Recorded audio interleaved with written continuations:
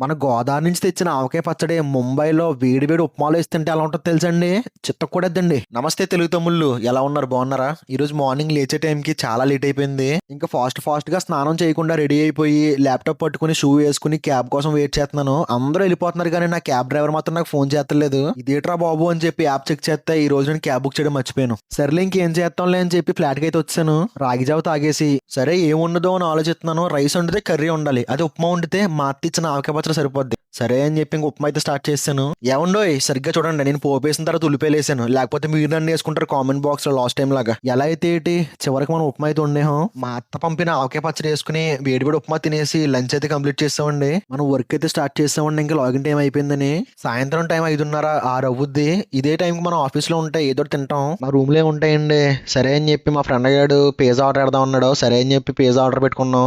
Pizza తినేసి మళ్ళీ work అయితే స్టార్ట్ చేస్తాం. సరే అండి, అయితే ఉంటానండి. మరి నెక్స్ట్ వీడియోలో మళ్ళీ కలుద్దాం. జై హింద్.